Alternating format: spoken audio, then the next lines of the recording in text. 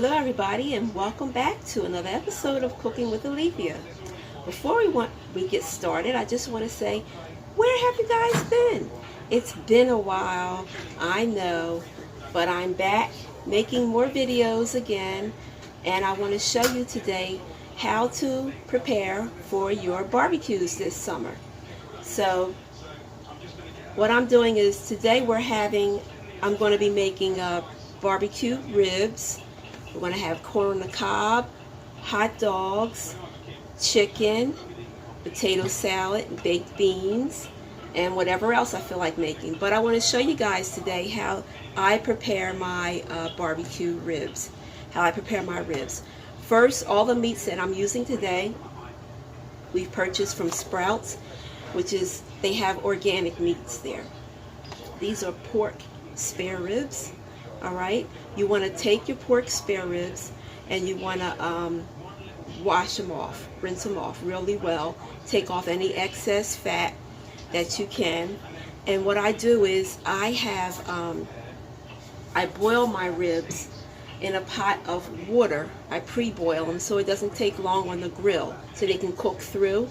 I pre-boil them in a big pot of water, seasoned water.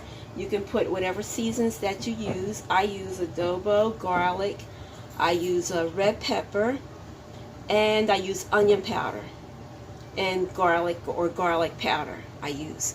So I want to show you guys my pot that I have boiling here of the water, the seasoned water. So this is it here. That's my pot of seasoned water that we're going to use to put the ribs in. So I want to get started by, it's boiling as you can see. I'm going to put the ribs in. Now, when we are boiling the ribs here, we don't want to boil them till they're done. You just want to boil them for about, I say about maybe 10 minutes. That's going to get them started so that when you cook them on your grill, you know, it won't take half the day in cooking them. Unless you want to do that process, you can. But that's how my mom, you know, when I grew up, she always pre-boiled her ribs or meat before putting it on the grill, and it tastes delicious. So what you want to do is, like I said, you want to boil them in the pot like I have here, all right, for about 10 minutes. We're going to take them out and we're going to season them. We're going to season them again with some more adobo, garlic powder or fresh garlic if you have that, crushed red pepper or black pepper, and I just let it sit in a container with a lid on it in the fridge overnight. And all those seasonings on your meat, I do that for all my meat, the chicken too. All the seasonings in the that I put on it is going to marinate, like I said, in the fridge. And the key is letting it sit in your fridge, marinate in your fridge overnight. That's the key to good home cooked barbecued on the grill ribs. That's the key, remember that. So I will be back and I'm going to show you guys how I season my ribs. So stay tuned. Okay, I'm back. The ribs have been boiling for about 12 minutes. This is the first batch of ribs. The other batch is boiling. So they're just about done, but I want to go ahead and show you, I wanted to come back on and show you guys how I season my ribs. Basically, it's the same way as I season the water that we boiled them in. So I want to show you guys the ribs here, the first batch. I want to show you guys the first batch of ribs here that have been boiled for about 12 minutes, like I said. And these are the seasonings that I'll be using today, which is the crushed pepper, red pepper, Goya adobo, onion powder, and garlic powder. So we're going to go ahead and, like I said, season these ribs. And that's the secret in good ribs is not only picking out a good piece of meat, but you also want to, you know, season your ribs or your meat that you're going to grill really well, and letting it sit overnight. That's the key. That's how my mom used to do it. She used to have this, she did it the same way. She used to have hers marinating in the seasonings overnight. And I tell you, when she would cook it the next day, her and my dad, they were a team in the kitchen, I tell you. But, and it just like, oh my goodness, fall off the bone. Also, when you're grilling, another secret my mom used to do was, for her grill, when her charcoal would turn white, she would put in there hickory chips, smoked hickory chips. You can find that at Walmart, or you can find that at like Home Depot or Lowe's. And she would put hickory chips on top of those briquettes, and oh my goodness, the meat, you would just wanted to just jump in there with it. It was so good. So this is the seasonings that I've used: adobo, onion powder, garlic powder, and crushed red pepper. And I sprinkled it on here. Both sides are seasoned. And when the other meat gets done, which is almost done, well, almost boiling, it's not done, I'm going to put it in here. I'm going to season that as well. Now, I want to show you guys the potato salad. I'm going to be making potato salad, but I want to show you guys how I make my potato salad. That's coming up. First, what I'm going to do is I'm going to show you guys the potatoes. I have about 6 little potatoes here. Don't need much because it's just, you know, it's just me and my husband and my daughter that'll be eating this for several days. So I have like 6 little potatoes, and I cut them in cubes. Now what I did was, this is my first time doing this. Normally I would peel my potatoes for my potato salad. That's how I was brought up. You peel them, you cut them in cubes, put them in the water, and you cook them, you know, not mushy, because you don't want mashed, you don't want mashed potato salad. You want them al dente, kind of, but with a little crunch, but still done. So this time, you know, because we're all on the health kick, this time I wanted to make my potato salad with the skin on it. So in order to do that, you're going to have to really scrub your potatoes really well to get all that dirt off. And I went ahead and cut them in cubes. And then I'm going to boil them, like I said, for maybe about 5 minutes. You know, fork tender, but not mushy. We're not making mashed potato salad. We're making potato salad. So you want like a little crunch to it. So I'm going to go ahead. My water is getting ready to boil. I'm going to put these potatoes in my pot of water. And when that's done, I will be back and show you how I assemble the potato salad. So stay tuned. So let me show you. My potatoes are done cooking.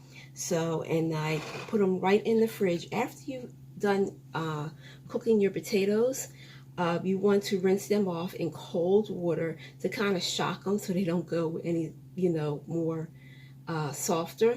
So I put them in, I rinsed them in cold water, put them in a bowl, cover them, and put them in the fridge for about an hour or two.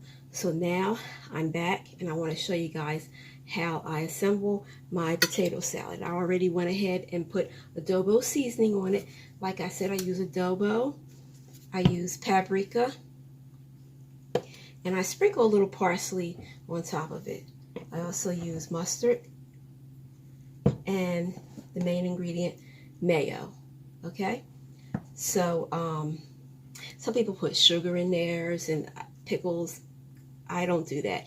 I also use relish. Let me get the relish here. Relish. I use relish too, sweet relish. So as far as pickles and all that, I don't do all that. So let me show you what I'm going to put in my potato salad, which is chopped up about 2-3 eggs, boiled eggs.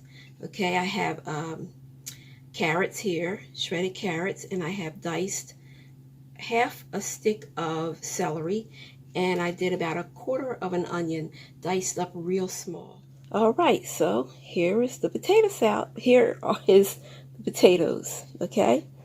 Now I'm going to add in the fixings, which is the onion, like I said, the carrots, and the celery. So, not going to put all the onions in because, like I said, this is just, it's not a lot of potato salad. So, I'm just using about 1/4 of the onion here that I chopped up. Next, I'm going to put some chopped carrots in here. Okay. You can add just about all the carrots that you chopped up. It's very good. It'll make it nice and colorful too. Next, I'm going to add in the celery.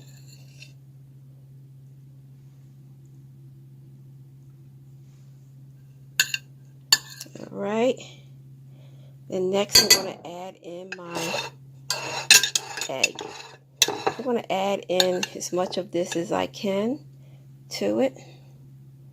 As you see, it's getting full. Here we go. To do that, I'm going to mix this all up, as you can see. Mix it well. Like I said, I already added in the adobo in here, so I'm going to excuse the scraping of the bottom of the bowl, but that's how I mix it well. All right, next I'm going to put in here a little dollop of mustard here. You can use almost any kind of mustard. Yellow mustard, but I just happen to have Dijon mustard around, so I'm putting that in there. Just a little squirt.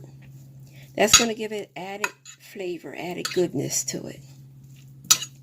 You can taste the difference when you do it like that. All right, here we have the relish, sweet relish. Okay.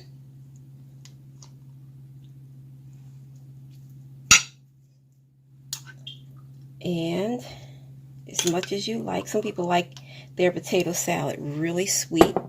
So you start out with a little bit if you want to put this in here, and then after you mix it together, you can taste it and see how it is. Mix that all together. Next, I'm going to add in the mayonnaise. All right. 1, 2. I'm starting out with 2 heaping tablespoons of mayonnaise, and then if I need more, I will add as I go. It's always good to start out with a little and not a lot, because a little you can add more. If you put too much in at the beginning, you might have mush or mess. All right, so I think I'm gonna add a little bit more mayonnaise. Here we go. I think that's just about it for the potato salad. This is how my potato salad is looking.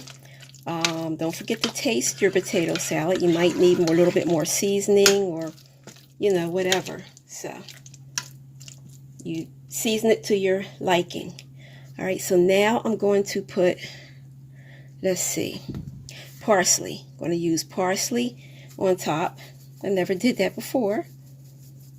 It's good to try new things. Put some paprika on it. That's the finishing touch. I remember one time I made potato salad and I thought I was putting paprika on it, but I was putting cinnamon on it. So ever since then, I always look at my seasonings and make sure before I shake that it's what it is supposed to be going in there. All right, so I'm going to plate this in my favorite dish, my favorite bowl, and you guys will see this during the final presentation, but here it is right now. And like I said, it's good to, when you're preparing your barbecue foods, dishes for your barbecue, it's good to make them the day before, because they can sit in your fridge and marinate overnight, and tomorrow is going to be better. It's going to taste even better. So stay tuned Okay, and as promised, today is cooking day and or grilling day, and I want to show you guys. We're outside of our place, and I want to show you guys what we did. We put our ribs on, and we turned them, and we put the barbecue sauce over them, and we're going to let them smother on the grill. So I want to show you guys what we have going on so far. All right, so here we go. Here's the ribs. That's the first of the meats to be cooking, the organic ribs. And my husband is doing the grilling today, so we put the barbecue sauce on it like we said. Now we're going to put the lid on them to smother them. All right, so we'll be back. All right, and here we go with the second batch of our grilling today, which is the chicken. As you can see here, it's just about done. Organic chicken thighs we have, and we have organic hot dogs. It looks really, really good.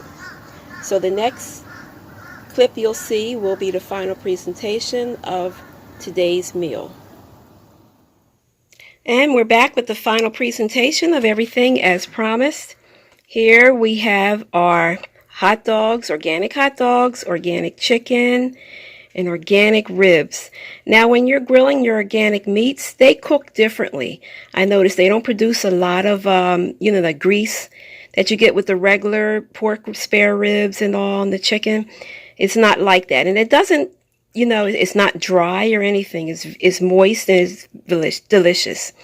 Has a good taste to it. And on the other side, I'm going to show you the rest of everything that we're having, which is our corn on the cob, our organic hot dogs here, and we have baked beans, and we have our potato salad that I made yesterday with some deviled eggs on top.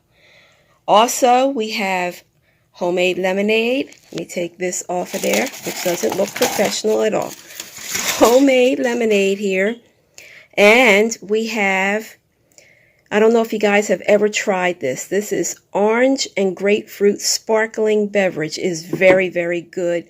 All natural ingredients, orange and grapefruit, and their sparkling water is very, very, very good. You should try it. I think you can order that a case on Amazon there. So that's my little Memorial Day cookout here, as you can see. All right. One last time, the ribs, hot dogs, and the chicken. And I will see you next time on Cooking with Alethea. Don't forget to like and subscribe to this channel, Cooking with Alethea. I will be back soon with more summertime videos for you guys, cooking videos and tips and all. So stay tuned. Don't be a stranger. Subscribe to my channel. I will see you next time. Have a blessed and safe Memorial Day, everybody. Bye-bye.